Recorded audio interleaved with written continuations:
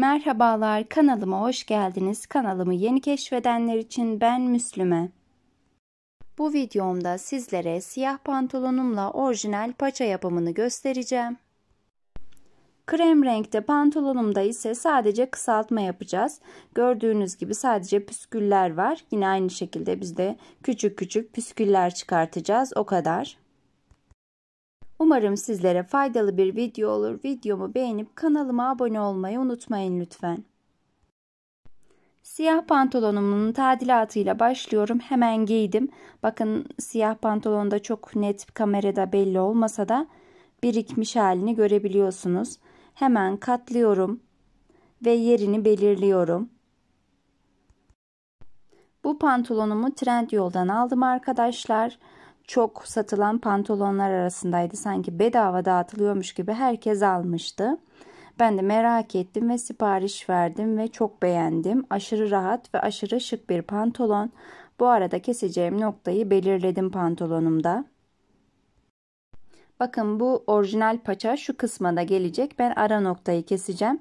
Onu da hesap ederekten hazırladım. Hemen metremi getiriyorum arkadaşlar. Keseceğim noktayı bir ölçüyorum.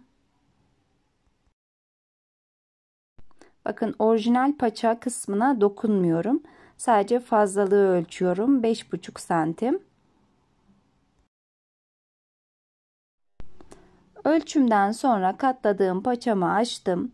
Hemen diğer paçayı da üzerine koyacağım. İkisini birlikte ölçeceğim. Siz tek tek de yapabilirsiniz. Nasıl kolayınıza geliyorsa eğer o şekilde ayarlayın lütfen.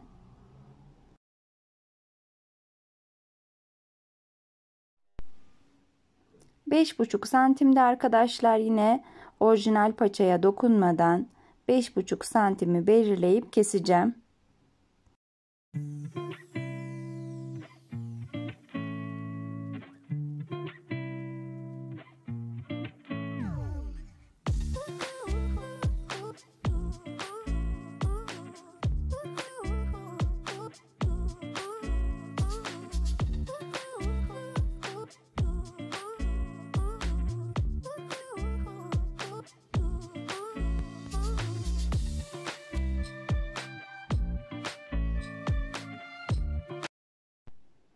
Her iki paçamı da kestikten sonra paça uçlarımı şimdi dikiş için hazırlayacağım arkadaşlar.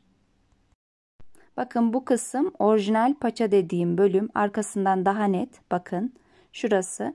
Hemen yanından 1 santim bir boşluk bırakarak, dikiş payı bırakaraktan keseceğim.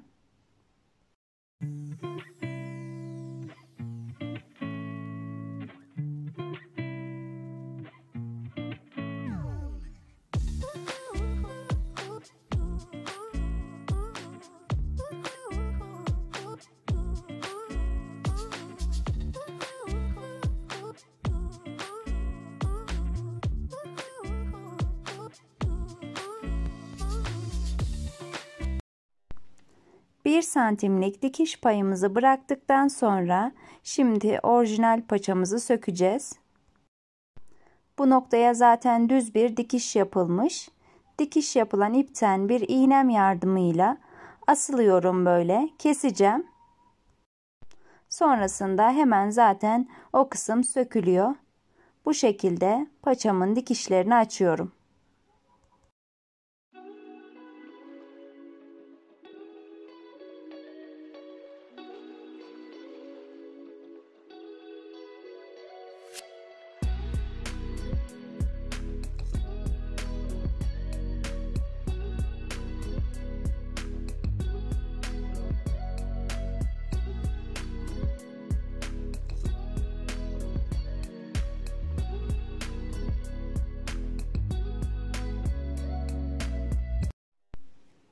Bakın gördüğünüz gibi paçam dikime hazır. Hemen diğer paçayı da bu şekilde hazırlıyorum. İlk olarak 1 santimlik bir dikiş payı bırakaraktan paçanın yanından keseceğim. Daha sonra da orijinal dikişi söküp dikim için hazır hale getireceğim.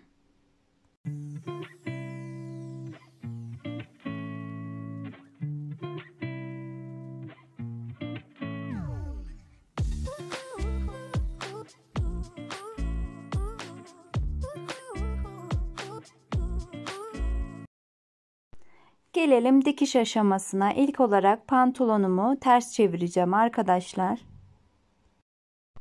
Ben dikiş makinesiyle yapacağım ama el yordamıyla da yapılabilir. İlk pantolon paçamı yaptığımda tamam güzel iş çıkardım demiştim. Fakat tabii bunu pratik yapa yapa biraz çoğalttım ve ilk pantolon paçamı yaptığım ilk paçaya baktığımda beğenmedim arkadaşlar. Çünkü bazı şeyler zamanla deneyerek oluyor. Hemen makinemin iplerini değiştiriyorum. Siyah pantolon olduğu için siyah iplerimi taktım. Pantolonumu dikerken dikkat etmem gerekenlerden bir tanesi, bakın, bu kenar dikişleri üst üste gelmeli arkadaşlar. Pantolonu ters çevirmiştim hatırlarsanız. Elimdeki paçadaki düz taraf ve pantolonun düz tarafı birbirine bakacak şekilde ayarladım. Tam köşe noktanın birbiri üzerine geldiğinden emin olduktan sonra dikim işlemine başlıyorum. Umarım anlaşılır olmuştur bu kısım. Yani 1 santimlik bir dikiş payı bırakmıştık. Onunla pantolonumuzu birleştiriyoruz artık.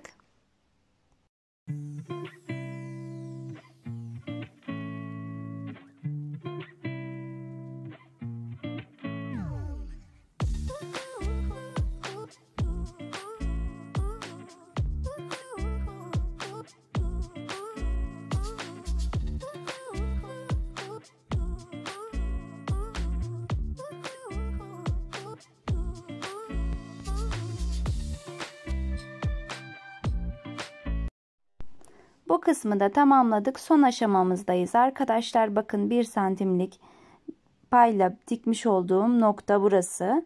Hemen orijinal paçamızı çeviriyorum. Gördüğünüz gibi o 1 santimlik payı içerisine alaraktan tekrar düz bir dikiş yapacağım. Yani biraz önce sökmüş olduğum kısmı tekrar dikeceğim ama bu 1 santimlik payı da içine alarak, yani hem ön tarafı hem arka tarafı temiz bir dikiş olacak böylece.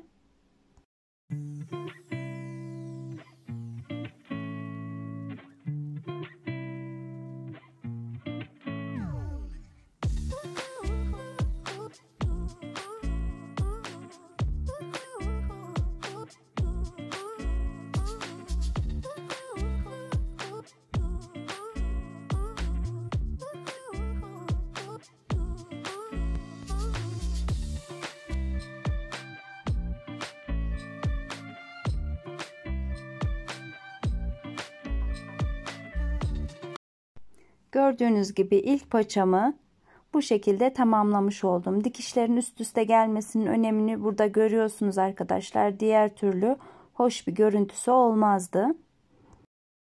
Hemen diğer paçamı da aynı şekilde tamamlıyorum arkadaşlar ve ilk pantolonumu bitirmiş oluyorum. İlk başta da söylediğim gibi bu orijinal paça yapımı arkadaşlar. Terzilerin yaptığı işlem bu kadar. Sadece birkaç santimlik bir kısaltma yapılacaksa eğer kesmeden de yapılabilir. Bununla ilgili de bir videom var kanalımda. Onu da açıklama kısmına bırakırım. İsteyenler bakabilir. Bakın hem ön yüzünden hem arka yüzünden gösteriyorum sizlere.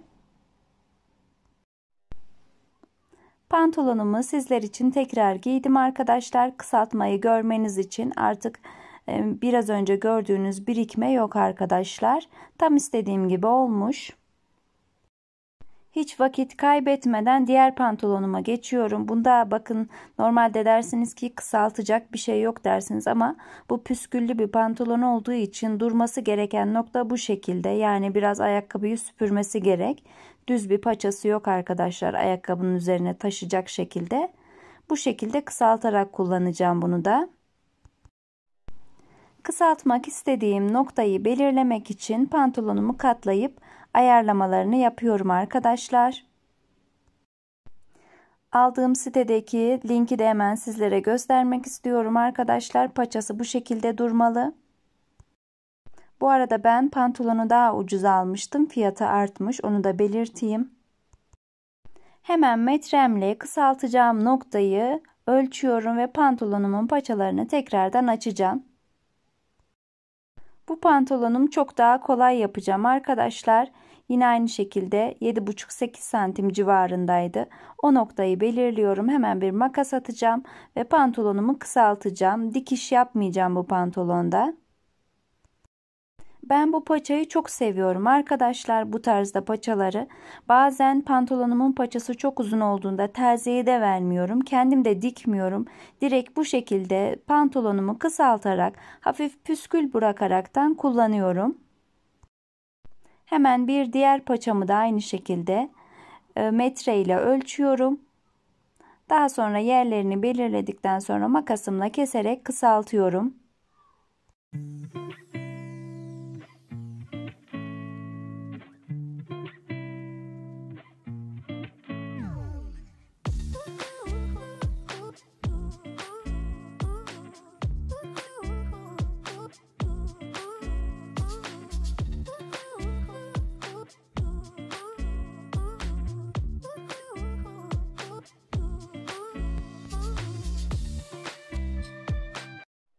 Hemen sizlere paçadaki püsküllerin yapımını da göstereyim arkadaşlar. Bir iğne yardımıyla böyle küçük küçük çekiyorum arkadaşlar. Çok uzun olduğu takdirde de makasımla kısaltıyorum. Çok yoğun püskül seviyorsanız bunu biraz daha çoğaltabilirsiniz. Ben çok seyrek seviyorum. Hatta size şunu da söyleyebilirim. Çoğu zaman bu şekilde kısalttığımda ben püskül de bırakmıyorum.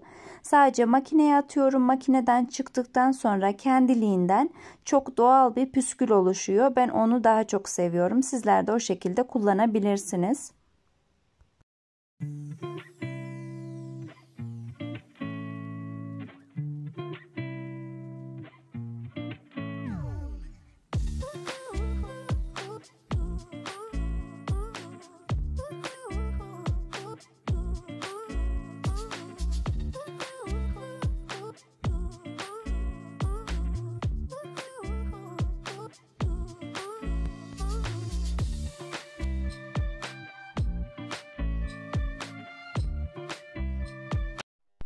Hemen bu pantolonumu da giyerek sizlere göstermek istiyorum. Bakın bu şekilde çok daha spor, daha temiz bir görüntüsü oldu. Aslında ayakkabıya dokunmayacak şekilde bir tık daha kısaltılabilir. Fakat ben bunu yapmadım arkadaşlar. Çünkü ben babetle falan da kullanırım diye 1-2 santim de uzun bıraktım. Bence gayet güzel oldu. İlk siyah pantolonumda orijinal paça yapımını gösterdim. Bunda da keserek, püskül yaparak pantolonun nasıl kısaltılabileceğini gösterdim. Umarım sizlere faydalı olmuştur. Faydalı bulduysanız beğen butonuna basmayı, kanalıma abone olmayı unutmayın lütfen. Sonraki videolarda görüşmek üzere. Kendinize çok çok dikkat edin. Sağlıcakla kalın. Hoşça kalın.